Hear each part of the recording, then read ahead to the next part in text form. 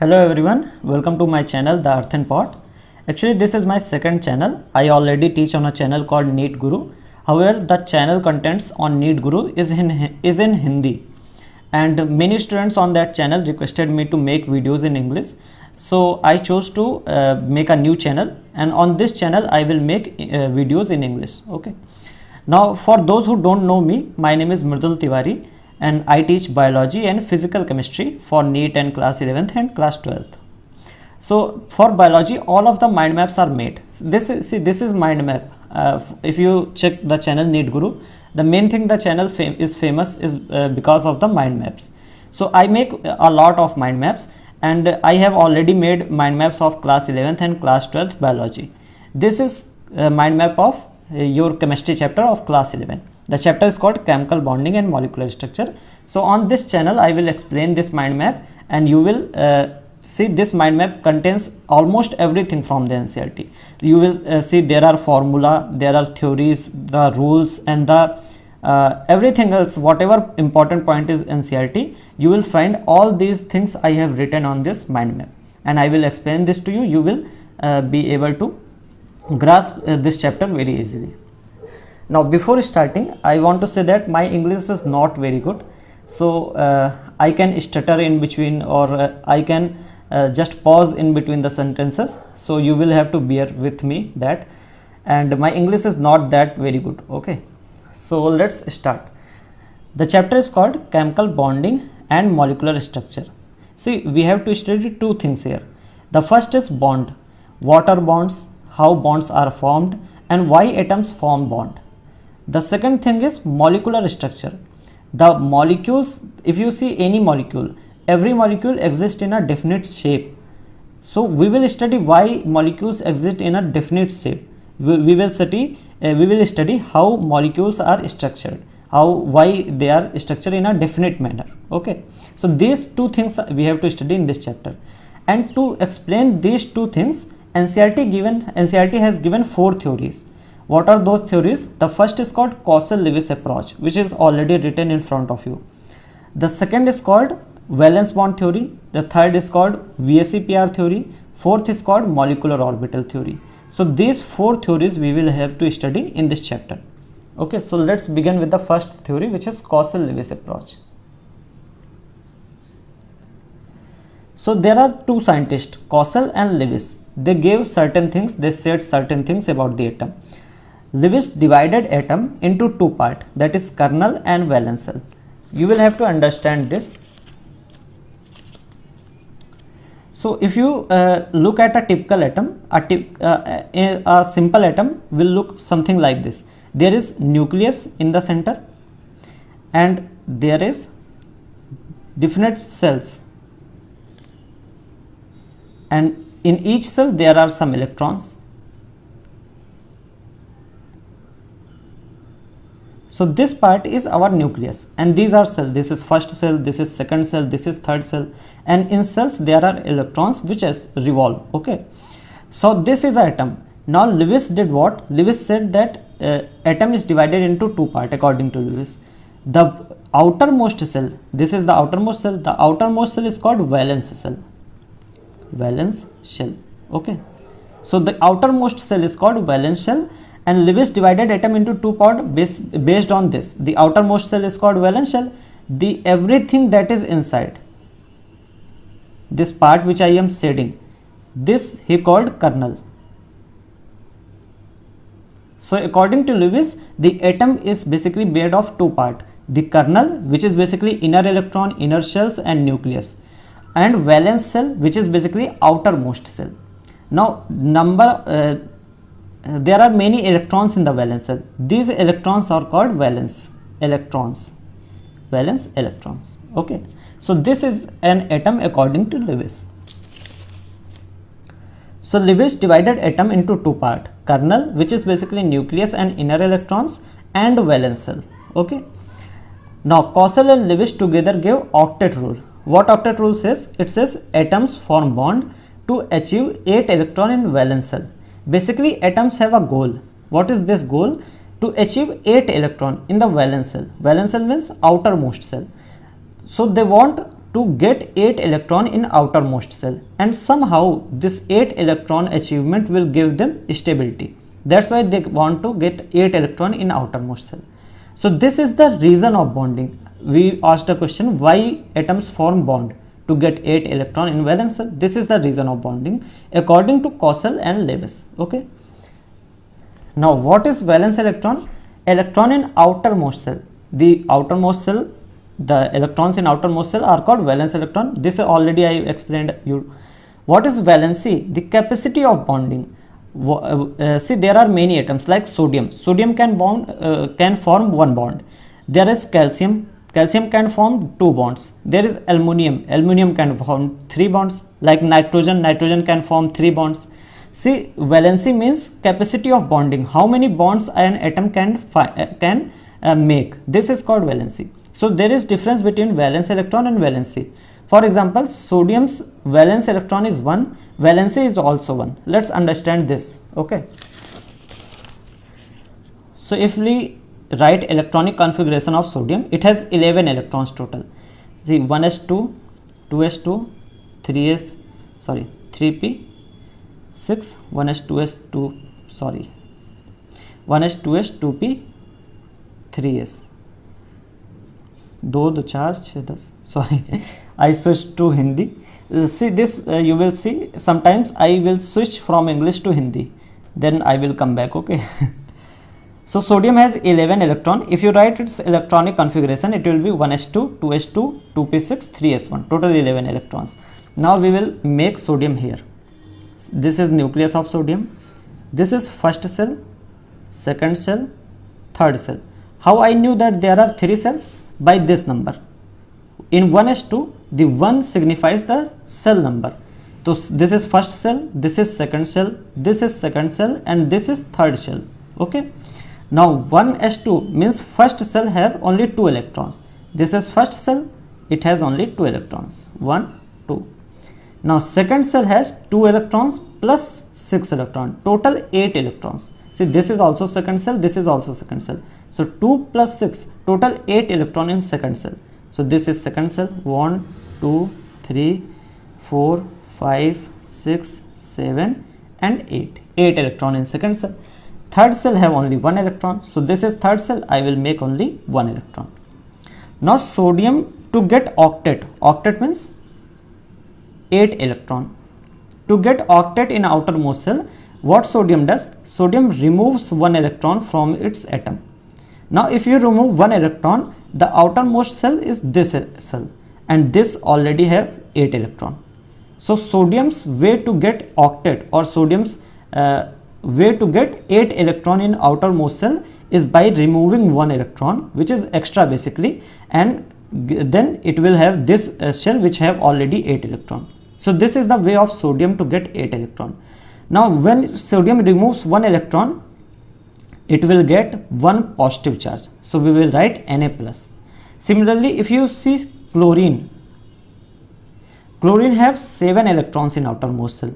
See, we will make like this: 1, 2, 3, 4, 5, 6, 7. Chlorine has 7 electrons. So there are 2 ways. Either chlorine can remove these 7 electrons, or chlorine can get 1 electron and it will make total 8 electron in valence cell. So what chlorine does? It accepts 1 electron from any other atom. So it accepts 1 electron, and this makes 8 electron in valence cell. Now when some atom accept electron, we will say that it gets 1 negative charge, because electron is negative and it gets extra electron, so it gets 1 negative charge. So we will say here sodium gets positive charge and chlorine gets negative charge. So these are the ways how octet is achieved by the atoms. Okay. So you can say, now you can understand difference between valence electron and valency. Sodium, for sodium valence electron is 1, valency is also 1. For oxygen, valence electron is 6, that is there are 6 electron in outermost cell. So oxygen does that, oxygen receives 2 electron, that's why its valency is 2. Oxygen receive 2 electron and will make 6 to 8. Okay. Now neon is a noble gas. It has 8 electron in valence cell. Now it has already 8 electron, so there is no need to form bond, and that's why its valency is 0. Because so see, according to Causal-Lewis, electrons will form bond to complete 8 electron. Now already neon has already 8 electron in outermost shell, so it will not form bond, or you can say its valency is 0. So this is difference between valence electron and valency. Now atoms जो हैं atoms form bond to get 8 electron, and bonds are of two type. The first is called ionic bond or electrovalent bond. Second is called covalent bond. Now first we will study ionic or electrovalent bond. In ionic bond there is transfer of electron, that is one electron is transferred, one or more electrons is transformed from one atom to other atom, like here NaCl. In case of NaCl, from sodium one electrons get ejected and this electron is received by chlorine. Now sodium gets one positive charge or chlorine gets one negative charge, just like I explained here. Sodium gets one positive and chlorine gets one negative. Now you see, positive and negative are opposite charges, they will attract each other, okay, and this is why NaCl will get bonded. So there is NaCl which have ionic bond, which is basically joined to each other because of ionic bond. What is electrovalence? Number of charge on an ion in ionic bond. In ionic bond, if you take any one ion and calculate number of charge on it, it's called electrovalence. Like here, the sodium atom has +1 charge. So for sodium, electrovalence will be +1. The chlorine atom has -1 charge. So for chlorine, electrovalence will be -1. This is electrovalence. Now coming to covalent bond. Covalent bond is formed by sharing of electron. Now when you share something, you will have it, but you will just give someone to that. Like, now this is very bizarre statement, but you will see this is covalent bond is formed by sharing of electron. For example, you have chlorine here and you have chlorine here. Let's understand formation of Cl2. See, you have chlorine here which have 7 electron, 1 2 3 4 5 6 7, and you have second chlorine here which have also 7 electron in valence cell, in outermost cell, okay. Now this chlorine will do one thing. This chlorine will share its electron with this, and this chlorine will share one electron with this, and the shared electron is counted in both atom. For example, if I share this atom, this chlorine share this atom with this atom, you will form chlorine like this. Now count the number of electrons in for this chlorine. 1 2 3 4 5 6 7 and 8. See, this shared pair of atom will be counted with this atom also and this atom also. For both atom we will count it, okay. Now if you form atom for this chlorine also, you will form something like this, okay. Now count the number of electrons for this chlorine. 1 2 3 4 5 6 7 and 8. So one thing is clear, the shared pair of electron are counted with both atom, chlorine, this chlorine and also this chlorine, and you can write it like this: Cl, single bond Cl. Why single bond? Because one electron is shared by this chlorine, one electron is shared by this chlorine, so we will form one bond, Cl and Cl, or you can write is Cl2. So this is sharing of electron, which is seen by which is basically covalent bond, okay. So this bond is called covalent bond. Now coming here, see, there are 7 electron here for chlorine here and 7 electron. These will share one electron. Both chlorine will share equal electron, one electron from this chlorine, one electron from this chlorine, and we will form single bond. If you see this oxygen, in oxygen there are 6 electron in valence shell, okay. 1 2 3 4 5 6. For this oxygen, see, 1 2 3 4 5 6. So oxygen shares 2 electron from this oxygen and 2 electron from this oxygen. That's why we form double bond between oxygen atom. So because here single electron was shared, so single bond. 2 electrons were shared by each atom, double bond. For nitrogen there are 3 electrons shared by each atom. That's why here triple bond is formed.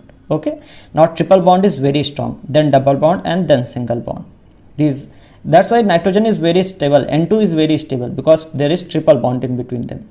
So this is two type of bonding that you see, ionic or electrovalent bond and covalent bond. Now there is third type of bonding which I want to explain you because it's important.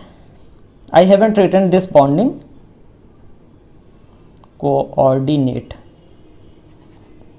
just a second. Coordinate bond. See, I haven't written this bond in the mind map because it's not given in this chapter.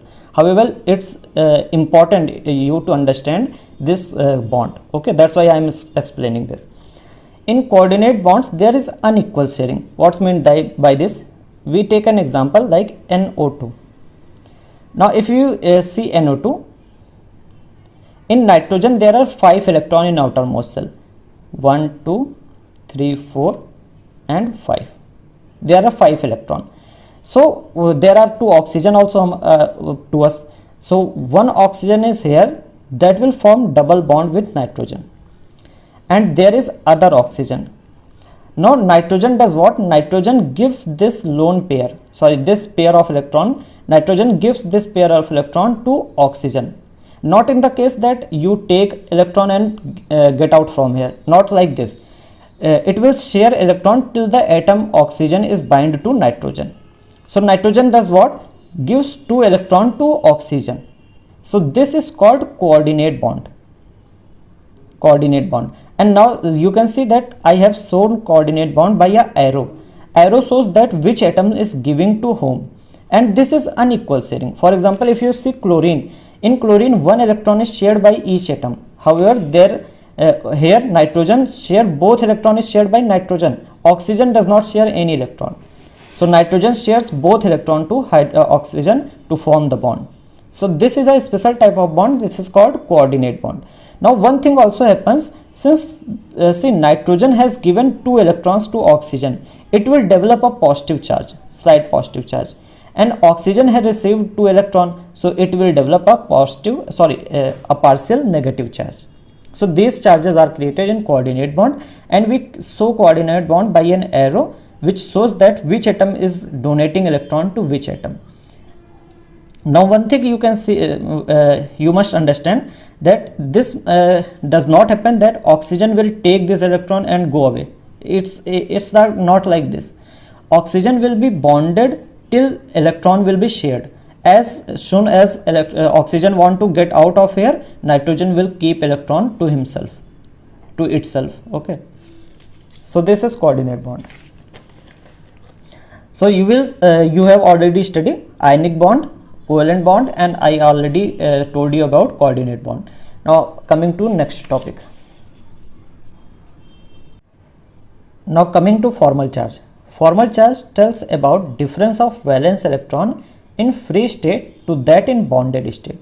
So this is the definition of formal charge, and this is very important, but you can't solve question with the definition. This is a problem here. You cannot solve question with this definition. Okay, there will be problem. So you will have to you will have to remember the formula. Okay, formula is formal charge is equal to valence electron in free atom. What is meant by free atom? The atom when it is not bounded by any other atom, when it is not in bonded state, when it's free, it's called free atom. Okay, valence electron in free atom minus number of electron in lone pair. Okay, number of electron in lone pair. What is lone pair? If you take an example like H2O, oxygen have total 6 electron. It shares 1 electron with this hydrogen, 1 electron with this hydrogen. 2 electrons are shared. Now there are 4 electrons left. These 4 electrons exist in pair. So these are 4 electrons which exist in 2 pairs. These are called lone pair. This is one lone pair, this is one lone pair. We will write lone pair as this LP. Okay, so the electrons which do not form bond, which are basically free, these are called lone pairs. Okay, now there are 2 lone pairs here. However, if you are asked that how many electrons are in their lone pair, so there are 4 electrons in the lone pair. Okay, there are 2 different things. There are 2 lone pair and there are 4 electrons in the lone pair. Okay.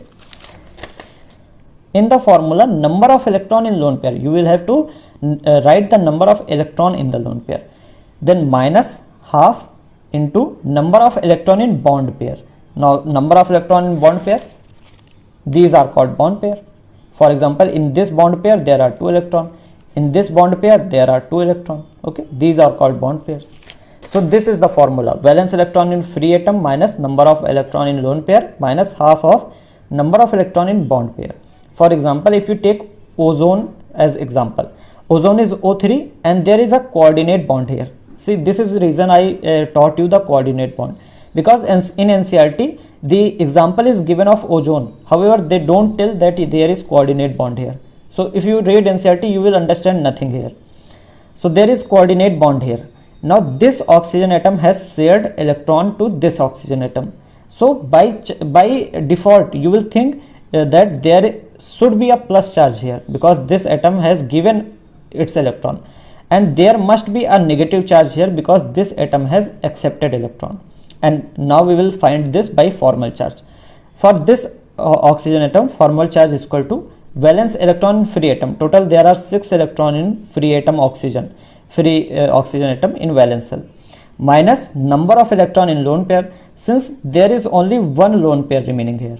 So total number of electron in lone pair is 2, minus half into number of electron in bond pair. There are 3 bonds here, 1 2 3.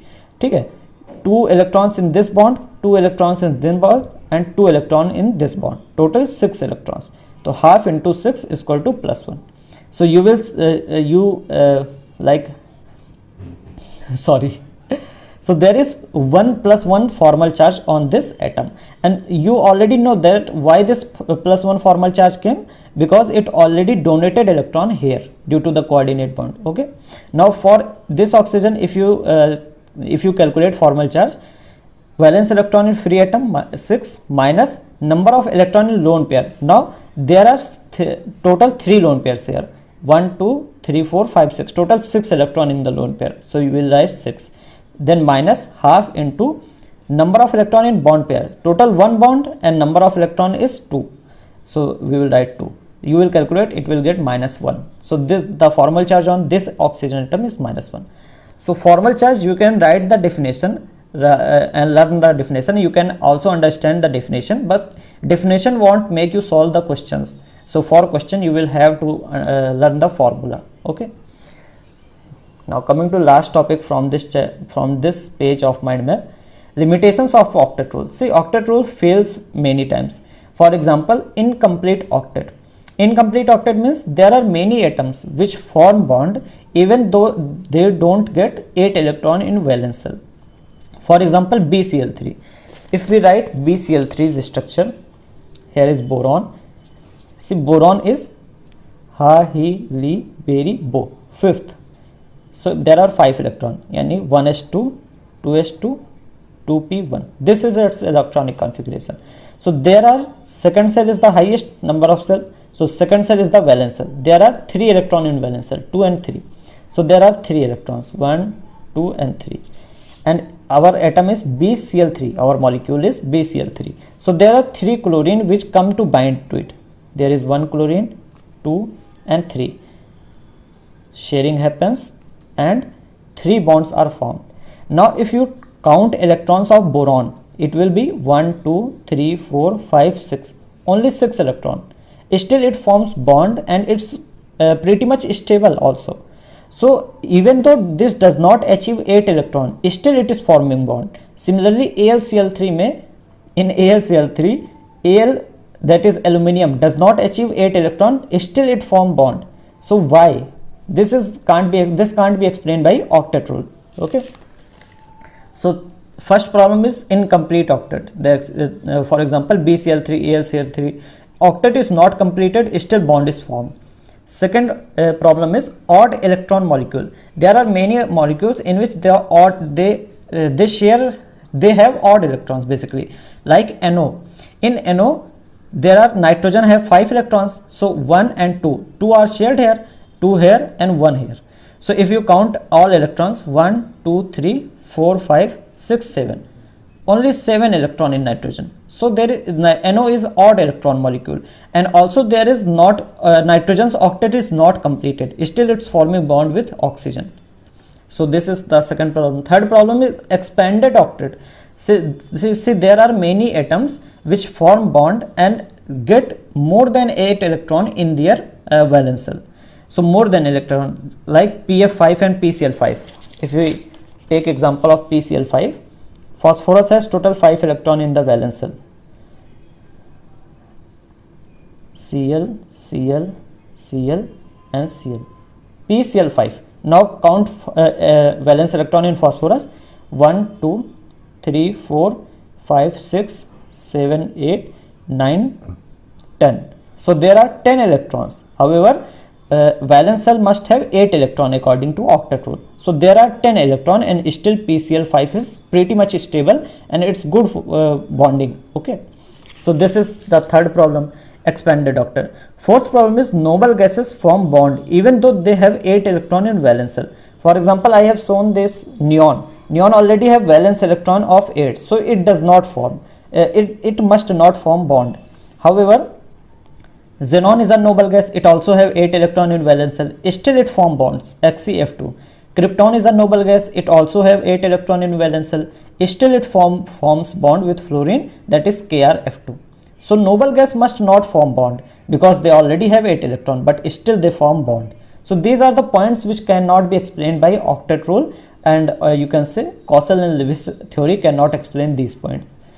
So this is the first page, which is Coshel and Lewis approach. Okay, now let's continue to second page. So this is our second page. In the previous page we studied about two type of bond, the covalent bond and ionic bond. In ionic bond I give you an example of NaCl, sodium chloride. So NaCl. Now if you take some amount of NaCl and analyze it, you will find that there is a definite arrangement of sodium and chloride in that sample of NaCl. For example, you take this sample of NaCl. This is amount of NaCl you take and you analyze it. You will find there is a definite arrangement of sodium and chloride, something like this: Na plus, Cl minus, Na plus, Cl minus, then Cl minus, Na plus, Cl minus, Na plus, Na plus, Cl minus, Na plus, Cl minus, something like this. Okay, so this arrangement will go on in all the directions, but there will be a definite arrangement of sodium and chloride in this sample, and this definite arrangement of sodium chloride is called as lattice. So this is basically what I have made. I have made a lattice structure of NaCl. Okay, now coming to our topic. See, ionic compounds consist of orderly 3D arrangement of cations and anions, that is sodium and chloride. There is definite order arrangement. Okay, this is called lattice.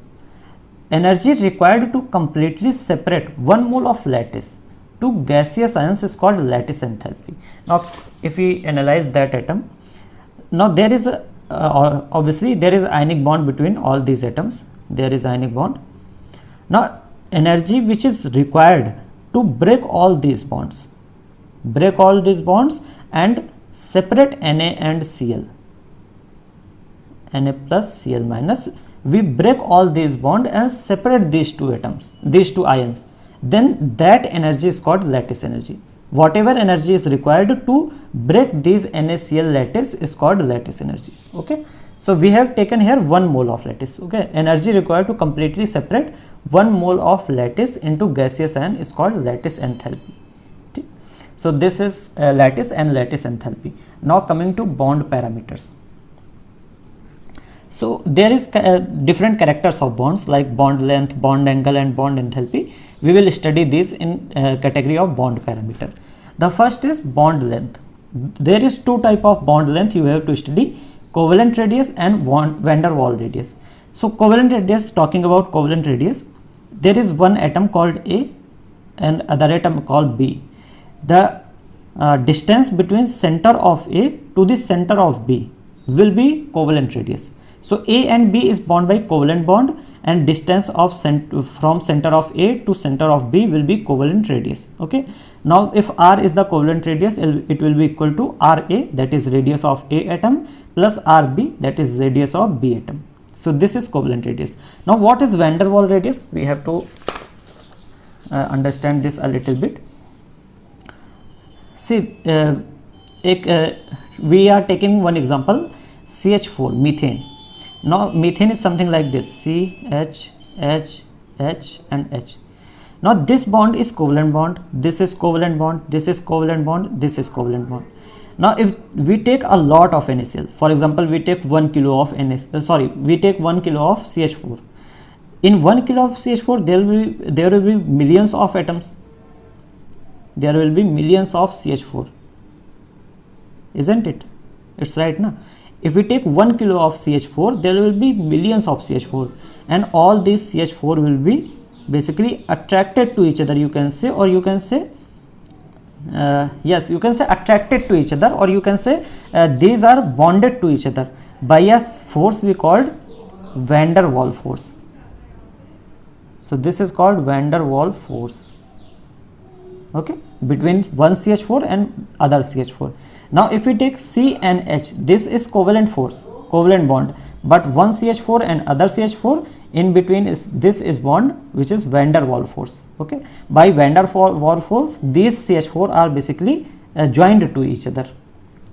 Now this is van der Waals force. Now if we take one CH4, that is, this is C, H, H, H, H, this is CH4, and we take another CH4, C, H, H, H and H, this is another CH4, and we draw a line in between here and in between here. Now this is what we will call as van der Waals radius, van der Waals radius. Okay, so now you understand van der Waals radius. This is between two different atoms, okay, but while covalent radius is between one single atom. For example, if we take CH4 again, and we have to define here covalent radius. So for this C and this H, covalent radius will be only this much. This is the covalent radius. However, van der Waals radius is this much. So almost every time you will see van der Waals radius is bigger than covalent radius. Okay. So you understand that there is AB here, that is A and B.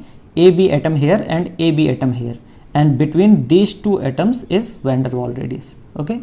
Now second is bond angle. Bond angle is basically angle formed by bond. For example, in water, that is H2O, the bond angle between HOH is 104.5 degree. Okay, you have to learn this because sometimes it is asked. So in H2O, HOH bond angle is 104.5 degree. Now bond enthalpy is similar to lattice enthalpy. We take 1 mole of lattice and break, whatever energy required is called lattice enthalpy. Now here we take 1 mole of bond and break it. Whatever energy is required to break that bond is called bond enthalpy. Now one thing you have to tell me that if the bond enthalpy is high, obviously bond must be strong. That's why we have to give more energy to break it. So the higher the bond enthalpy, the stronger is the bond. Okay. Last is bond order. Bond order tells about two things. First thing, it tells about number of bond between two atoms. Whatever is the bond order, there will be the same amount of bond in between two atoms. For example, if we take, okay, one thing we have to study first, that bond order is directly proportional to bond enthalpy. So if the bond order is high, bond enthalpy will be high, that is bond will be strong, and bond length will be less. So this relation you have to understand it, you will have to learn it by heart. Okay, so bond order is directly proportional to bond enthalpy and inversely proportional to bond length. Now there is a trick to find bond order. If the number of electrons in atoms or molecules, if number of electrons in molecules are like this, the bond order will be like this. You have to understand one thing, that if number of electron in a molecule is 14, the bond order is 13. Now if we go number of electron, if we keep increasing number of electron from 14 to 15, 16, 17, 18, the bond order will be decreasing by half.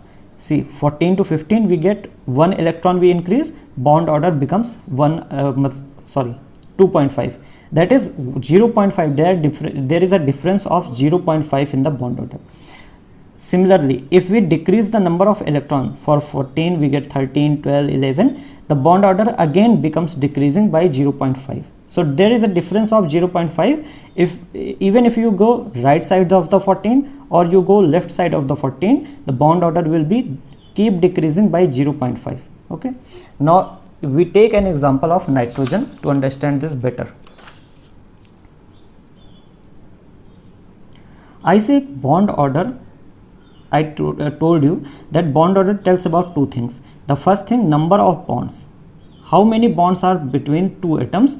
This you can tell about bond with help of bond order. Another thing you can tell about with the help of bond order is that how strong bond is. Because you can see that bond order is directly proportional to bond enthalpy. That is, higher the bond order, higher is bond enthalpy, or you can say higher the stronger the bond is. Okay. So bond order tells about two things, number of bond and how strong bond is this. For example, if you take N2, number of electron in one nitrogen is 7, there are 2 nitrogen, that is 14 electron. For 14 electron, you can see bond order is 3. So there will be 3 number of bond between nitrogen and nitrogen, and you already know that there is 3 bonds between N2. Okay. So this one thing bond order told us about, that number of bond between in nitrogen molecule. Second, it tells about how strong bond. Since bond order is pretty high, these bonds will be very strong, and that's why N2 is very stable gas. So these 3 bonds are very strong because bond order is very high. So bond order tells about two things, number of bond and how strong the bond is. Okay. See, I don't think my English is that much good, so I am trying, but if it will be keep getting better. Okay. Now another thing is polarity of bond. See, there are 2 types of bond, non-polar bonds and polar bonds. We take an example and we will understand this. We take an example between H and H. See, this is a covalent bond, one bond between hydrogen and hydrogen in H2 molecule. Okay. In H2 molecule, there is hydrogen and hydrogen and one covalent bond between them. Now in this covalent bond, there is 2 electrons, one shared by this atom and one shared by this atom. Okay, there are 2 electrons. You have heard a term about called negativity, electronegativity. Have you heard about it? Electronegativity. What is electronegativity? The ability to attract this shared pair of electron is called electronegativity. Basically, this hydrogen has a ability to attract these electron. So this hydrogen pulls these electron in this side, and this hydrogen pulls this electron in this side. But because these 2 are hydrogen and electronegativity of these 2 are same, so these electrons will not go anywhere and these will remain in the middle of the bond. Okay. Now if we take another example of HF. Now in HF, electronegativity of fluorine is very high. That's why fluorine does what? It attracts the shared pair of electron because it pulls more strongly. So there is a shift of electron towards fluorine, and that's why fluorine gets a partial negative charge and hydrogen gets a partial positive charge, because the electrons get shifted from hydrogen to fluorine side. Okay. Here the electrons are in middle because the pull is same. This hydrogen and this hydrogen, the pull is same. Here the pull from fluorine is higher. That's why electron gets shifted in one side, and this bond will be called polar bond. This will be polar bond and this will be non-polar bond. Okay. So whenever the bond is formed between 2 same type of atom, the bond will be non-polar. For example, oxygen and oxygen, nitrogen and nitrogen, because the ability to pull electron will be same from the both atom. That's why these will be non-polar bond. These will be also non-polar bonds. But if atoms are different, the bond may be polar. Okay. So here the bond is in HF, the bond is polar. Now one thing also we see, since there is a creation of partial charges, partial negative here, partial positive here, so there is a dipole moment, and that dipole moment we show by this arrow. So this is arrow which shows dipole moment. Dipole moment means moment of charge, or you can say there is a dipole created. Okay, so this arrow shows dipole moment. So hydrogen and hydrogen, this bond is non-polar. Oxygen oxygen, these two bonds are non-polar. Nitrogen nitrogen, these three bonds are non-polar, or these are non-polar bonds because they are formed between same type of atom. In HF and HCl, these are polar bonds because they are formed in different type of atom. Electronegativity is different. Now in HF we use this arrow to show dipole moment, and to calculate dipole moment, that is shown by mu, you can multiply, you have to multiply charge into separation between the charges. Okay, well, now in chemistry there will be almost, you can say there will be no question asked on dipole moment, but in physics you will be asked question, and in physics you will also practice a lot question based on this formula. Unit of dipole moment is dB. Okay, you have to remember it. Now no bond is 100% ionic or covalent. There is no bond in the world which is purely ionic or purely covalent.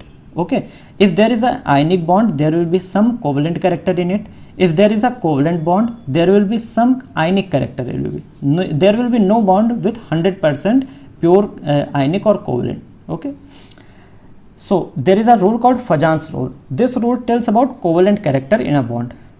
Fajan said that covalent character is directly proportional to small cation, large anion, and charge. So if the cation is small, the covalent character is more. If anion is large, covalent character is more, and if there is large charge, covalent character is more.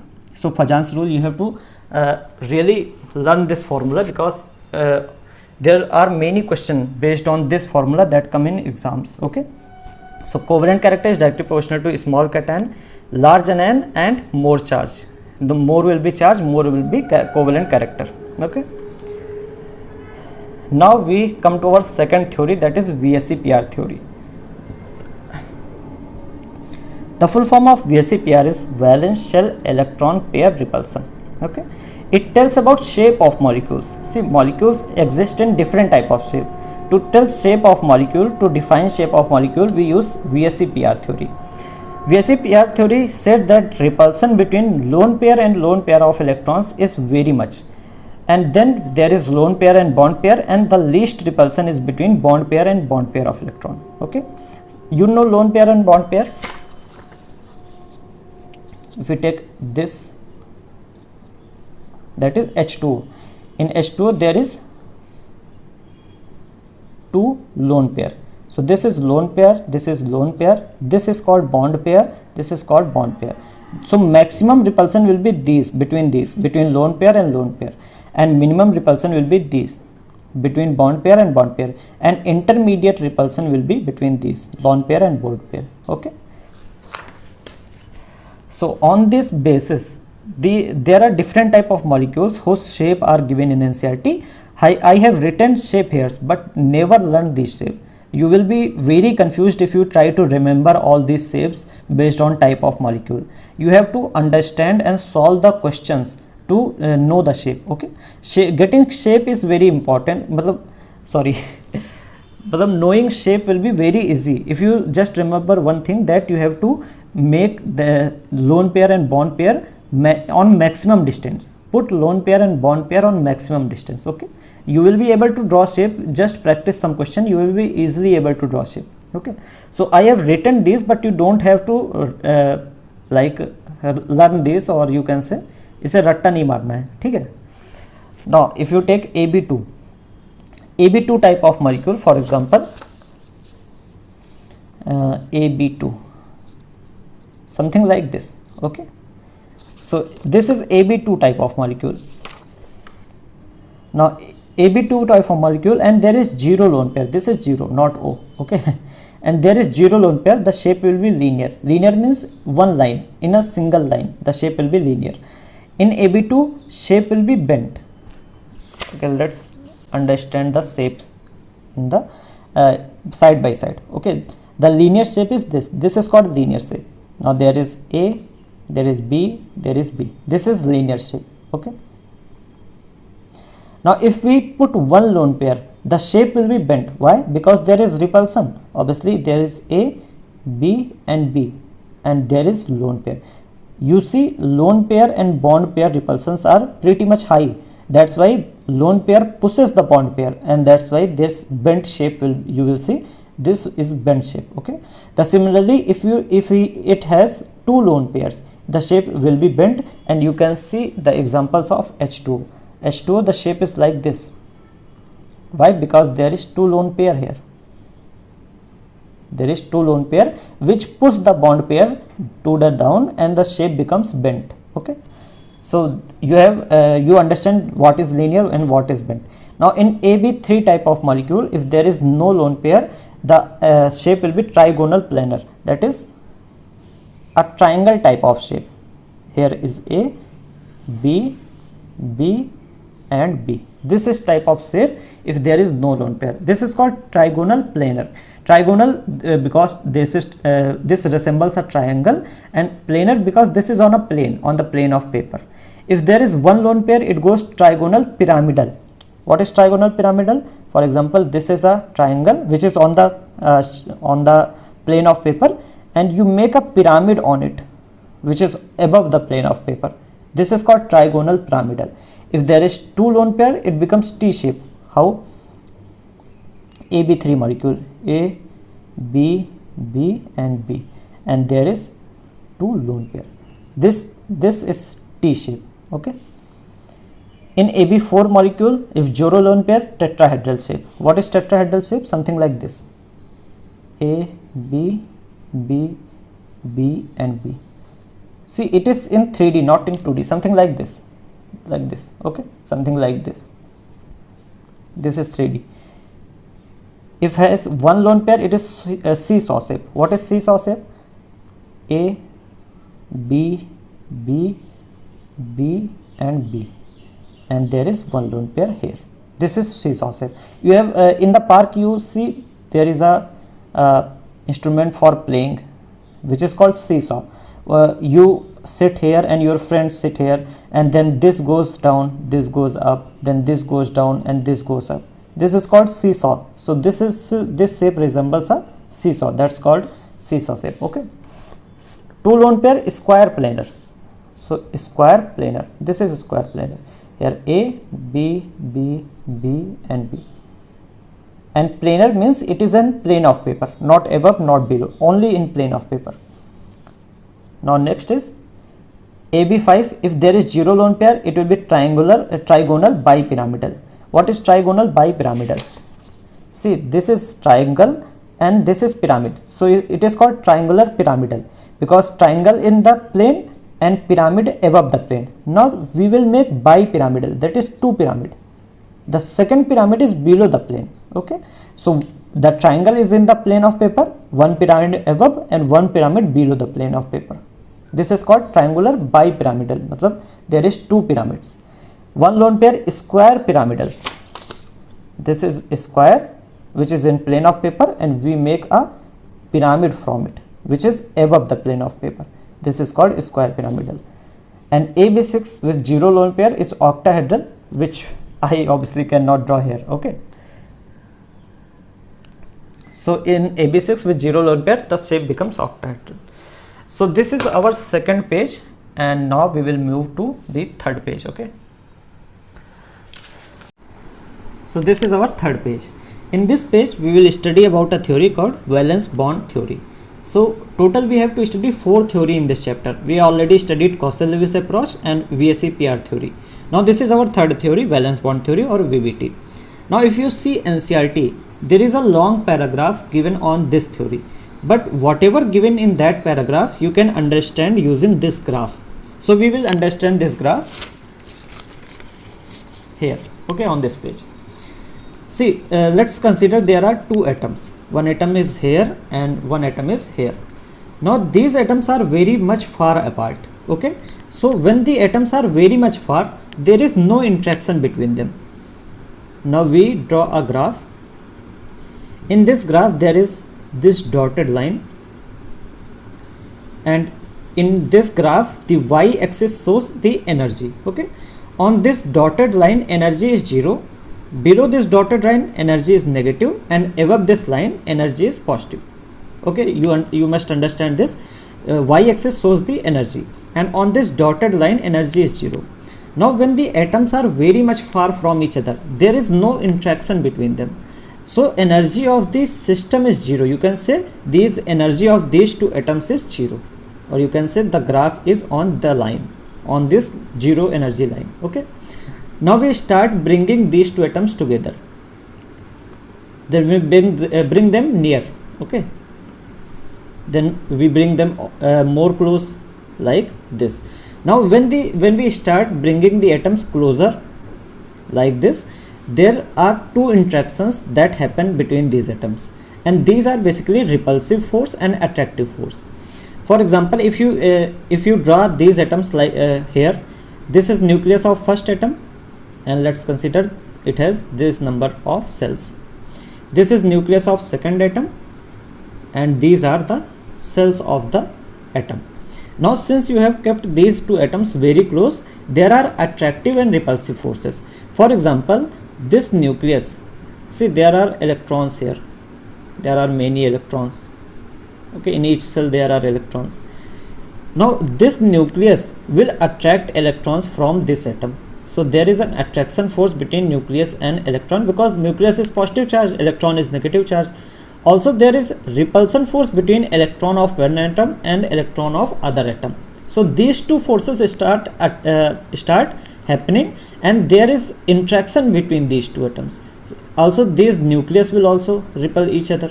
Okay, so these are the attractive and repulsive force that start happening between these two atoms, and due to these forces, this interaction, the energy of atom begins decreasing. So as you keep the atom like very far apart, the energy was 0. When you keep them when you start bringing them closer, the energy becomes negative, or you can say the energy gets dissipated from the atom, gets out from the atom. Okay, so energy becomes negative, or graph becomes like this. Now you keep them much closer, the graphs decline more, and when you keep them just side to side touching each other, these two atoms are kept, they are touching each other, the energy becomes very close, very less. Now at a time, these two atoms basically overlap to each other. See, there is a overlapping of the atom. Okay, one atom on another.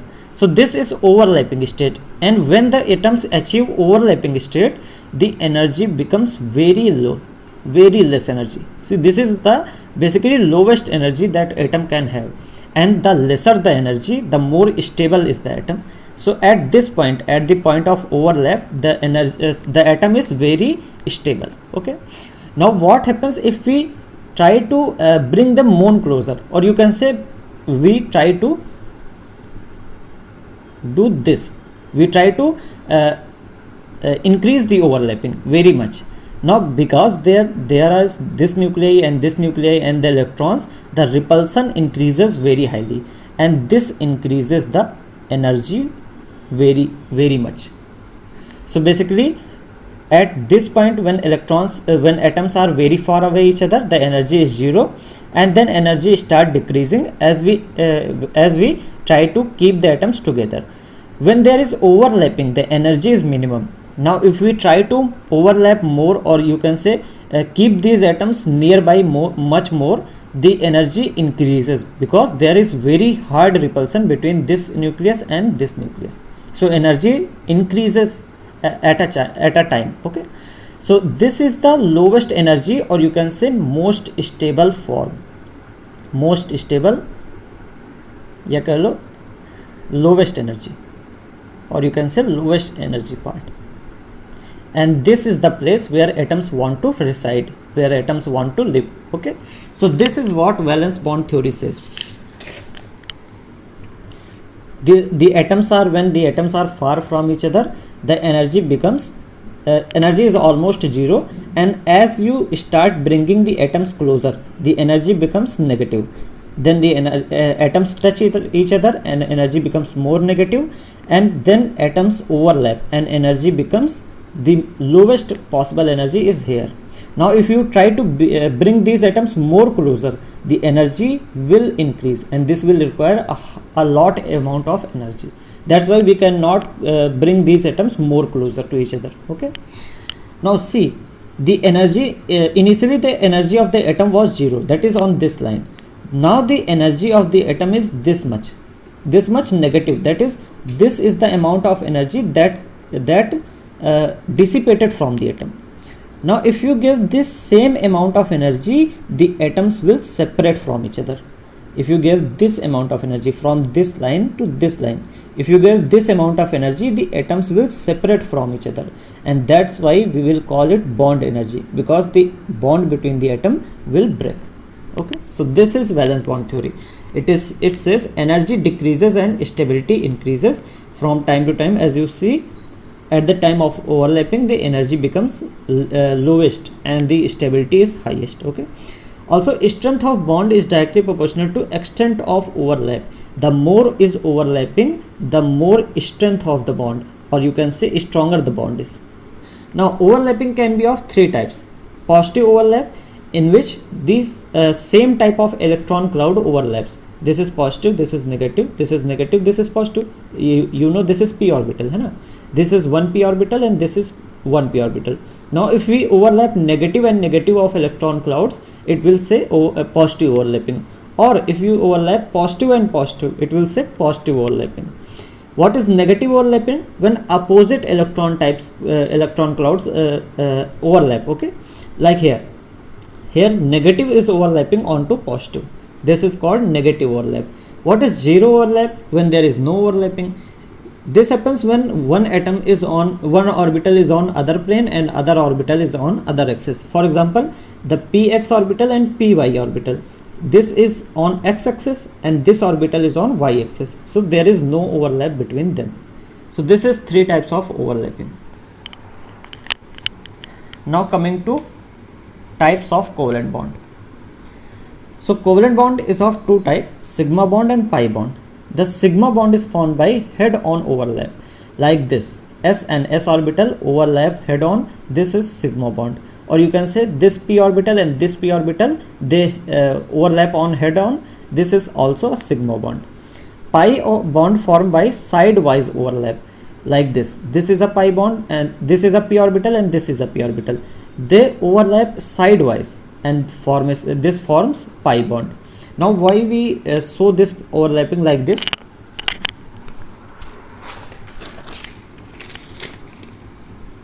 See, when you draw a p orbital, this area shows that probability of finding electron in this area is high. Now probability of finding electron in this area is also high, but at this point, at this middle point, there is zero electron, there is no electron, or you can say this is a node point. The nodal plane is the plane where probability of finding electron is 0. So you can find electron above this and you can find electron below this, but you cannot find any electron here. So when there is overlapping, like this one is p orbital and this is other p orbital, and you can say there is sidewise overlapping. There is sidewise overlapping. In sidewise overlapping, since at this plane there is no electron, so we will form it like this. We will draw it like this, and you can find electrons above and you can find electron below. So we will draw something like this above and something like this below. So you can find electron above and below, but not on this plane. That's why it's shown something like this. Okay. Now sigma bonds are always stronger than pi bond. This you have to remember. In multiple bond, one bond is always sigma and other bonds are pi bond. For example, in CH triple bond CH, in these three bond, one bond is sigma and other two are pi. Now you can say any bond is sigma. There is nothing like that the above bond is sigma and others are pi. No, any one bond is sigma and others are pi. You don't have to define that which one is sigma. Okay, one is sigma and others are pi. Similarly, in double bond, for example, if you take example of CH2 double bond CH2, one is sigma or one is pi. Okay, and there is nothing like that the below bond is sigma and above bond is pi. There is nothing like this. You can say that this is pi and this is sigma. Okay, you can say any one is pi and other are sigma. You have to understand this. Now coming to hybridization. Hybridization is very easy. What is hybridization? Atomic orbitals combine to form hybrid orbitals. So there are atomic orbitals like s or like p. These combine to form hybrid orbitals. These hybrid orbitals like this sp and sp. These are hybrid orbitals. So this is hybrid orbital. Okay. Now number of atomic orbitals combine. I have written in this in Hindi. जितने atomic orbitals combine होंगे उतने hybrid orbitals बनेंगे. This is the number of hybrid orbitals formed will be equal to the number of atomic orbitals that combine. Since there are 2 orbital combining here, the hybrid orbital formed will be 2. Okay, if there will be 3 orbitals combining, number of hybrid orbitals formed will be 3. So number of hybrid orbital formed will be equal to the number of atomic orbital that combine. So here one s and one p orbital combining, 2 orbital combining, and that's why we get 2 orbital. One is called sp and another is called sp. 2 sp orbitals. These are atomic orbitals and these are hybrid orbitals. Okay. The atomic orbitals which combine must have almost equal energy. Okay, so if there is s and p, these must have almost equal energy, nearly equal energy. Okay, this is the requirement for combining. You cannot combine a s and a d orbital. You cannot form a s and d orbital and you cannot combine those. Okay, so these orbitals must have equal energy. Now how to find hybridization? It's very easy, very simple concept. Hybridization is equal to sigma bond plus lone pairs. Number of sigma bond plus number of lone pair, you will get hybridization. Now if you add this and you get 2, the hybridization is sp, that is s and p, 1 and 1, 2. Example, ch triple bond ch. If you add sigma bond and lone pair and you get 3, the hybridization is sp2, 1s and 2p, total 3 orbitals. Okay, example is ch2 double bond ch2. If you get these, if you add these and you get 4, the hybridization will be sp3. So there is 3p orbital and 1 s orbital, total 4. Okay, example ch4. If this comes 5, sp3d, example pcl5. If there comes 6, sp3d2, example sf6. So these are the types of hybridization that exist. Okay, or hybridization, finding hybridization is very easy. You have to just add sigma bond and lone pair, you will get the hybridization. Now coming to bond formation. So bond formation, we will take 2 example and understand how bond is formed. First example is NS3. The electronic configuration of nitrogen is 1s2, 2s2 and 2p3. Now outermost cell is 2, there is 2 and plus 3, total 5 electron in outermost cell. Okay, so let's first understand it here. So we have nitrogen that have this 2s orbital and this 2p orbital. In 2s orbital there is 2 electron.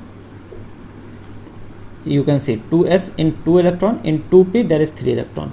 So 1, 2 and 3, there is 3 electron in 2p.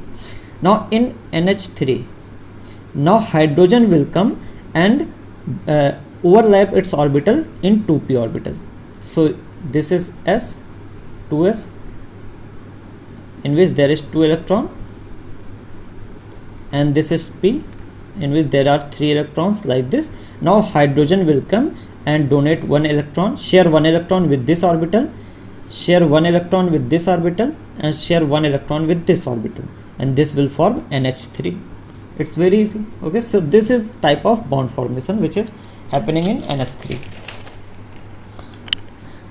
So these black electrons are from nitrogen, and hydrogen comes, and this red electron are from hydrogen. So it forms one bond with this orbital, one bond with this orbital, and one bond with this orbital, and we get NS3. Now if we told hybridization, so number of sigma bond. So this is sigma bond, this is sigma bond, this is sigma bond. There are 3 sigma bond, and number of lone pair, this one is lone pair. So 3 plus 1 is equal to 4. We get sp3 hybridization. If you don't understand it,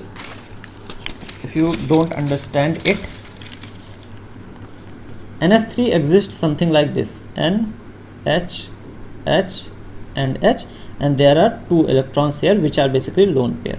So number of lone pair is 1, number of bond pair is 3. 1, 2, 3.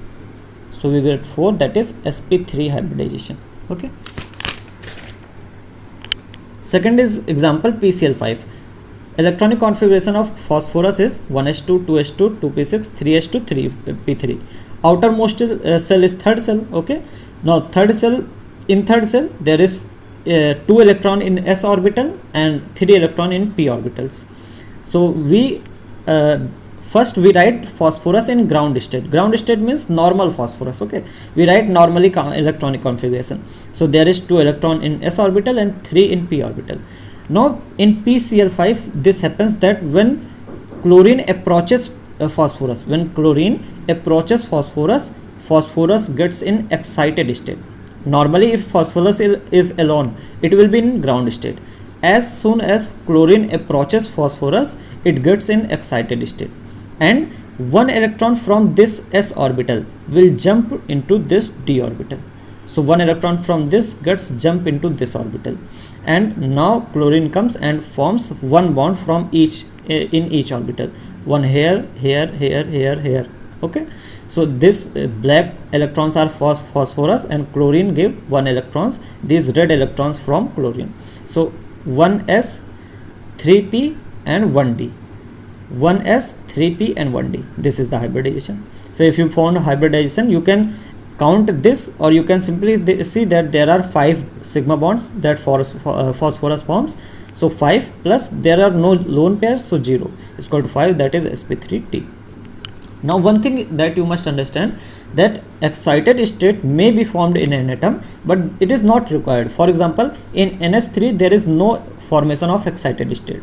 So there is nothing like excited state is required. Okay, it's not required. It may be formed in bond formation or it may not be formed in bond formation. Okay, so this was our third page in which we studied about valence bond theory. Now coming to last page.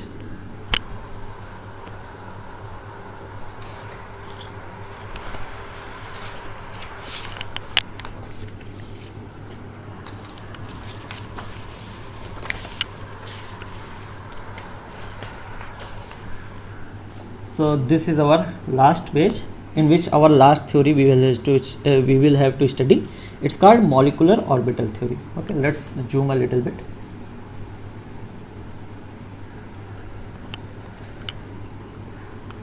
So it's called molecular orbital theory, MOT.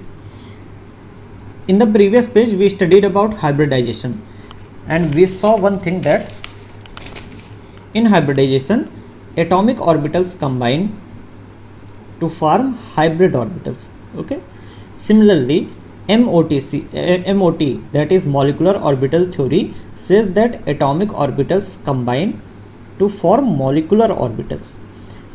The atoms have atomic orbitals and molecules have molecular orbital.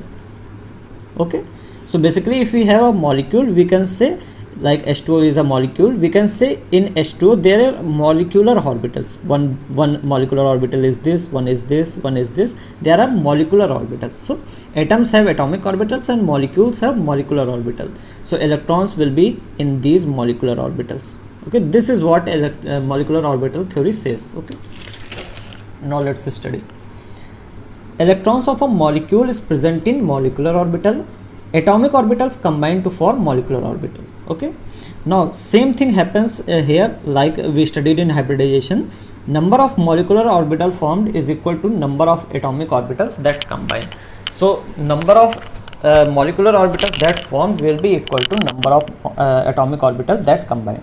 For example, if 2 atomic orbitals combine, 1s and 1s, we will form 2 molecular orbital. Okay, this sentences you can verify from this. 2 atomic orbital combining and 2 molecular orbital is forming. One is called sigma 1s. This is called bonding molecular orbital or BMO. This is low energy orbital. Okay, its energy is low and stability is more. See, energy wherever energy is low and stability is large. Okay, more. The second orbital is called sigma star 1s orbital. In sigma star, it is called anti-bonding molecular orbital, ABMO, and its energy is high. And you can see energy is high, then stability is low. So sigma 1s is more stable than sigma star 1s. Okay. However, energy of sigma 1s is less and sigma star 1s is energy is high. Okay. Now there is condition: atomic orbitals that combine must have nearly same energy. Similar like to the hybrid orbital we have seen. The atomic orbitals that combine to form molecular orbital must have nearly same energy, have same symmetry. They must be aligned on a certain plane or along a certain axis. So they have same symmetry and they overlap to maximum extent. So maximum overlapping forms the stable bond. Okay. So these are the conditions to form molecular orbitals by combining atomic orbitals. Now we have to understand how to write electronic configuration in case of a molecule. If you have an molecule up to 14 electron, this is the type of electronic configuration you have to write. And you have, if more than 14 electron, you will have to use this. What is difference between these, you will understand now. So if you have a molecule which have up to 14 electrons, that is 14 electrons or less, you will have to fill electron according to this sequence. Let's understand the sequence. This is sigma 1s, sigma star 1s, sigma 2s, sigma star 2s, pi to px is equal to pi to py. Why equal to sign? Because the energy of pi to px and pi to py are equal. That's why you have equal sign here. So 2 electron we will fill in this and 2 electron in this. Sigma 2 pz and then pi star 2 px is equal to pi star 2 py. Again the energy of these two orbitals are same. Then sigma star 2 pz. So for 14 electron, up to 14 electron, you will follow this sequence. And if the number of electron are more than 14, then there is a slight change. See here, there is pi 2 px is equal to pi 2 py, then sigma 2 pz. If you follow, if you write configuration for more than 14 electron, this sigma 2 pz comes first, comes before this one. Okay, so here you can see sigma star 1s, sigma 1s, sigma star 1s, sigma 2s, sigma star 2s, and sigma 2 pz, which was earlier, which was behind. Now it's coming fourth. Okay, it's coming in the beginning. So sigma 2 pz and then pi 2 px, which is equal to pi 2 py, then pi star 2 px is equal to pi star 2 py, then sigma star 2 pz. So other is same. The one thing, only one thing that changes, that this sigma 2 pz comes forward and this goes backward. Okay, so this was molecular orbital theory. Now some other things for, about molecular orbital theory. If number of electron in bonding molecular orbital is more than number of electron in anti-bonding molecular orbital, the molecule will be stable. Because you know that bonding molecular orbital, the energy is low and stability is more. So if the number of electron is BMO is more, the stability is more. If number of electron is BMO is less and electron in anti-bonding molecular orbital is more, the molecule will be unstable. Because you know that in anti-bonding molecular orbital, the energy is high and stability is less. So these are common things, you will easily understand it. Now in molecular orbital theory, when we write electronic configuration of a molecule, we have to find, sometimes we have to find that bond order. In MOT, when we find bond order, we use this formula, that is bond order is equal to half number of electron in bonding molecular orbital minus number of electron in anti-bonding molecular orbital.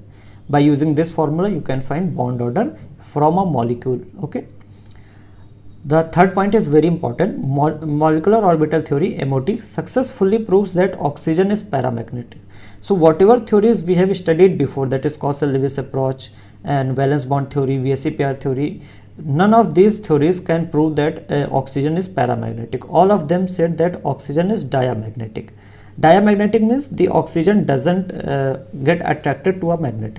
However, molecular orbital theory proves that oxygen is paramagnetic, that is, it gets attracted to a magnet. And this is correct. If we have liquid oxygen or whatever oxygen we have, and we put a strong magnet, the oxygen gets attracted to the magnet. This proves that oxygen is paramagnetic.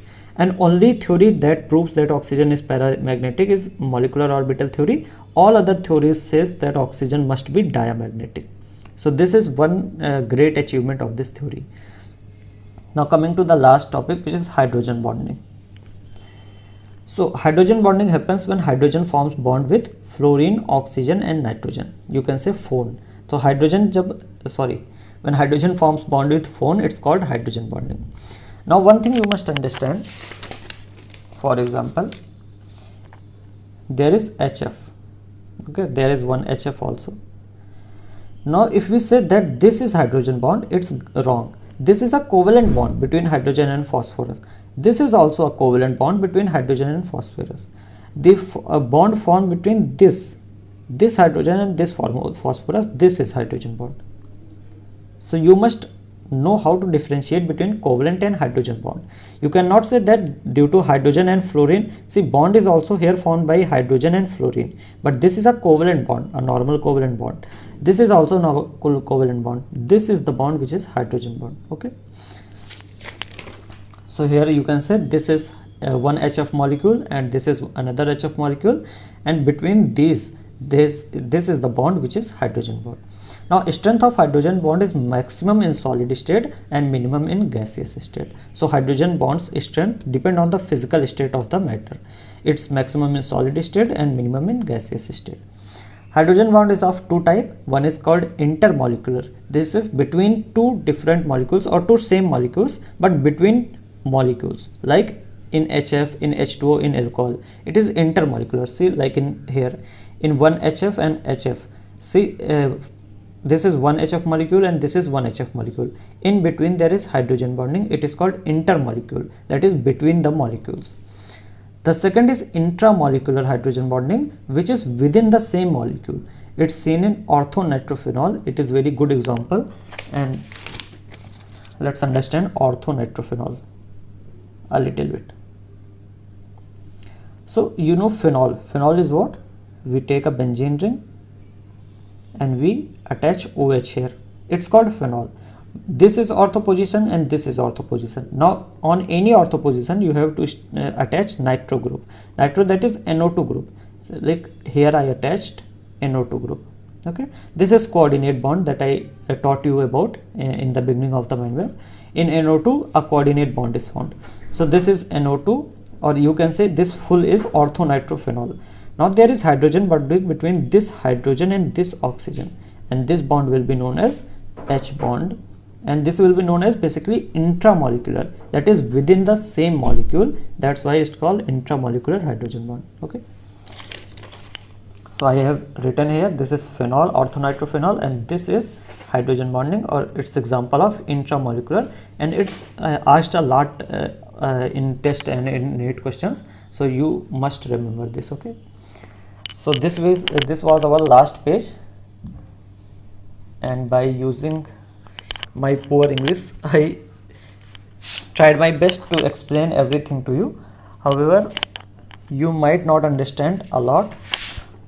So if you don't understand any topic, if you missed any topic, or you think this topic was not clear to you, you comment and I will make a separate video on it. Okay, then I will make you understand it very clearly. So this was the mind map of chemical bonding and molecular structure. Thanks for watching. If you like the video, you can hit the subscribe button and share it. Okay, so bye. We will meet in the next video.